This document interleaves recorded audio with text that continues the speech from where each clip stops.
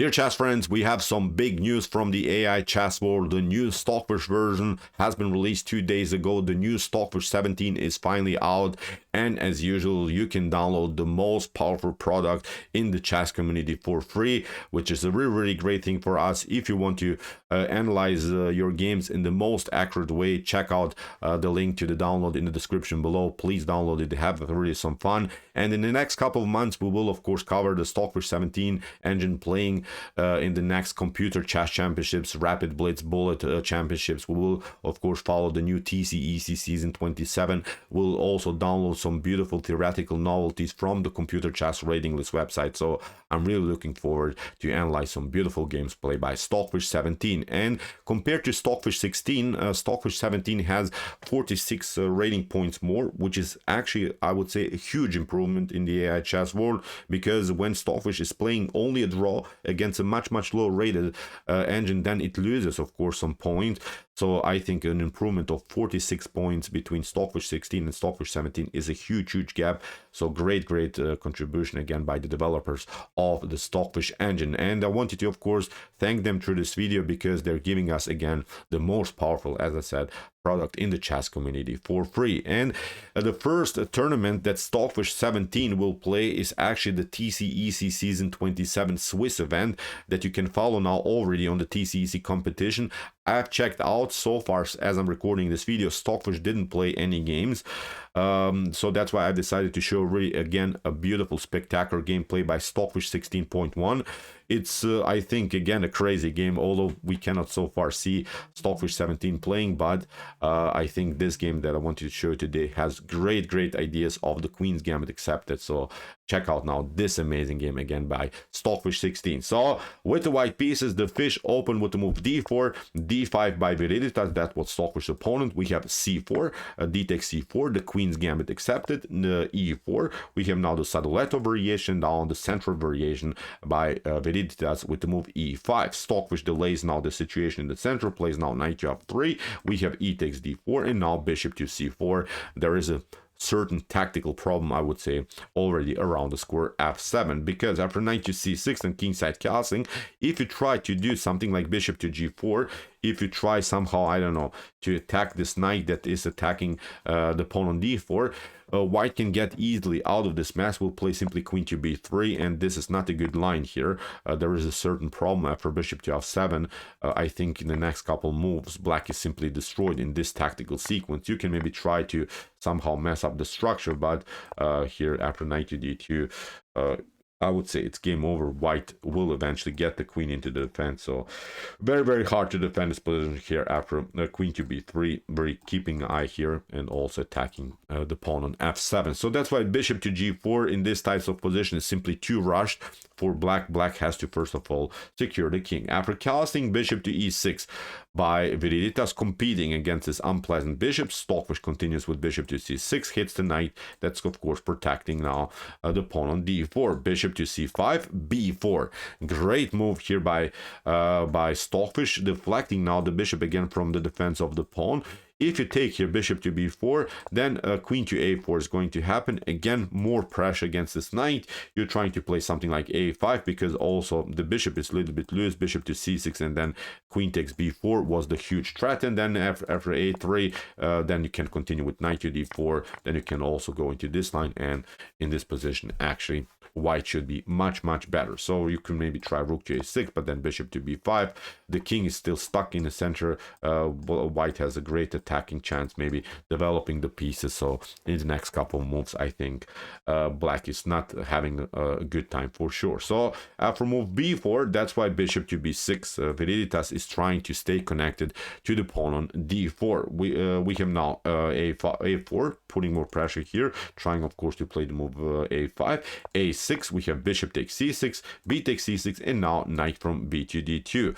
So far, black is holding the position around the square d4, still has this extra pawn, but when we watch now positionally the game, the bishop on b6 is simply stuck. It's simply blocked out by its own pawn, so it's really not the optimal piece on the board. Queen to f6 by Viridithas, knight to e1 with the idea to of course not play knight to d3, playing certain sort of a blockade against this advanced pawn on d4.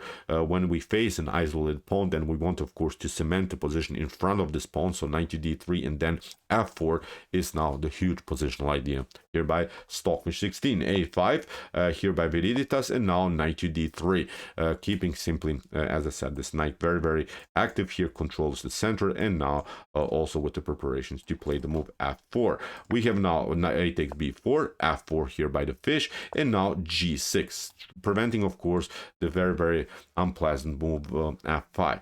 You could maybe try c5, but as I said, then it gets very dangerous here for black. f5, you have to step back, then knight to c4. Look at this. White will play simply in a beautiful harmony, will play eventually e5, will break through here. The knights are too powerful then to handle here for black. After move f4, that's why g6, we have knight to f3, and now rook to a5, which becomes now the crucial mistake, I would say, even already here for black. Viridithas didn't react correctly. My Stockfish engine at home evaluates this position as a huge blunder. The better way, and that's the only way, believe me or not, to stay somehow in the game, is to play knight to e7, finally preparing castling. And then after something like a5, you can maybe try bishop to g4. That's, as I said, the only way somehow to stay in the game. Then bishop to d2, and then if you takes here, you can also take, but then queen to a4, hitting this pawn, hitting also this bishop. You're trying then to play bishop to b6. That's a line just that my Stockfish engine suggests here for both sides. Then after knight to e5, hitting this bishop, you retreat, and then with the move f5, I would say it's a very unclear position, because black has to finally react now to do something here. The queen is endangered here on the f file, and actually you should even take here, giving up maybe even here the knight after potential g4 move, and then after f takes g takes f5 and bishop to f5, queen to b4, c5. As I said, that's just the line that my Stockfish engine evaluates as equal chances now for both sides. Very, very, of course, hard to see, but this is simply pure AI chess, where you have to be really a tactical monster in order to see some lines like this. But the rook to a5 was not a good move here by Viridithas. Stockfish will punish this move immediately. Viridithas was probably annoyed by the possibility of a5 here by Stockfish, but now Stockfish plays first of all bishop to d2, forces now the move c5 here, because the pawn on b4 was hanging. But actually this is not so good, because now the bishop on b6 is simply neutralized. It's paralyzed by its own pawn. It's not participating in the game at all. It's almost like you have a situation where you're down a piece, and now Stockfish plays f5 anyway. And now what should you do if you play g takes f5? Now bishop to g5 is coming into the game. You have to step back. Then we play this one. If you take, then the e file is open. If you try to cover, then look at this. White would continue simply the attacking flow. Black cannot get out of this tactical mess in any way. So that's why here after f5, Viridithas played bishop to c4. Seems tempting, because the knight on d3 is now a little bit loose, and also there is a tension against this rook on f1. But then here simple bishop to g5 by the fish, kicks away the queen, bishop to f4, again kicking away the queen, and now finally knight to e5, cementing the position really in a good way here in the center of the board. There's not so much that can be done. If you try here f6, then you get, of course, the fork here on c6 against the rook and against the rook and the queen. So not a good continuation anymore here for black. After knight to e5, that's why in bishop to d3, queen takes d3, and now g5 here by Viridithas. As we mentioned, if you try f6, then knight to c6 is going to, knight to c6 is going to happen, and you lose decisive material. So that's by g5. Stockfish stays, of course, connected to the knight on e5. We have knight to f6, and now knight to c4. Here Stockfish doesn't want to even go for knight to c6. Wants, of course, to play a powerful e5. Because the knight on c4 is so powerful, it cannot be really attacked by any piece anymore.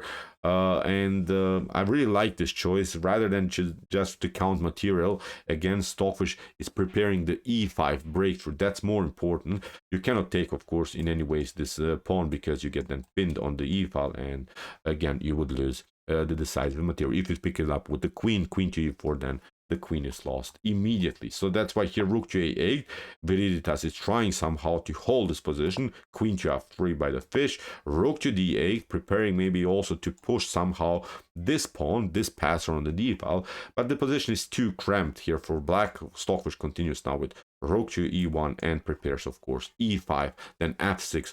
This pawns on the E and F file are simply beautiful. They're mobile, they're progressive, they can of course create damage. Now it becomes really one-way ticket here in white's favor. Castling E5, knight to D5, and now H4. Great move again by the fish, simply trying to open a position in front of black's king. Of course, the G file can be useful now for the queen against the king. If you try here G takes H4, then as I said, queen to G4 check, and then F6. You have to again give up some material in order maybe somehow to stay in the game. You have to play, I don't know, maybe rook to G8, then we take, you pick up the queen, we pick up the rook. Again, game over here for black. So after H4, that's why knight to E3 by Viridithas, hitting also the rook on F1. But again, Stockfish keeps it very calm. It's not counting material anymore, because as we mentioned, it's like black is playing through the whole game now without this bishop on b6. This bishop on b6 is just a pawn now in the whole structure here. After knight to a3, Stockfish continues now with queen to h5. If he tries here something like, I don't know, f6 to somehow connect the queen to the pawn or to the square on g7 here, then obviously h takes g5 is going to happen, f takes g5. Now we pick up here this knight. If you try to do something like this, then f6 is going to happen. You lose now this pawn. Again, a messy position. Look at this, queen to g5, game over, I would say here for black. Or maybe instead of this move f6, if you play knight to f1, if you try of course to pick up the rook, then f6 immediately is winning the game, queen to g5, and then the checkmate here on g7. So we have now, after queen to h5, king to h8, Viridithas is trying somehow play rook to g8 and compete on the g7 square. Stockfish continues with h takes g5. Now comes knight to f1, rook to f1, and now rook to d5. Trying to do something here, trying to include the rook into the game. Black is up the exchange, but as I said, it's not like this bishop on b6 is important. It's almost like Stockfish is playing with two minor pieces against the rook, but these three pawns are simply too massive. They're simply too powerful here by white. Rook to f4, Stockfish prepares them. A beautiful checkmate net here. We have queen to d7. Even if you try, I don't know, rook to e5, then rook to h4. Anyway, you're trying to do something like f6, then we pick up this one. Again, f6, you're trying to do something like this. Look at this, g6, g7, and again, it's game over. So after rook to f4, that's why queen to d7, here queen to h6, rook to d8, and now here bishop to h4. Again, a beautiful move with the progressive idea, g6, and then bishop to f6. We have here queen to f5, here just prolonged the game after rook to f5 and king to g8. In this particular position, Viridithas simply resigned. So great game by the fish. I analyzed this game because I had recently some issues against the Queen's Gambit accepted. Then I downloaded some PGNs. I wanted to see some Stockfish approaches against the Queen's Gambit accepted. So that's why I decided to show you also this game. But we cannot, of course, wait to see Stockfish 17's first games from the TCEC Season 27 Swiss event. I think it will be epic. I think we can expect immortal chess games for sure. So, okay, I hope that you enjoyed this game. I really enjoyed it a lot. As I mentioned, please check out the new version of Stockfish. Download link is in the description below. Check it out. Download the new version. Have some fun and analyze, as I mentioned, also your games in the most accurate way. So, if you want to see some other beautiful chess games played by the fish, check out our commented chess games played by computers. And if you like this content, hit the subscribe button. See you soon with some more videos, and what do we say in the end? Chess is the best, of course.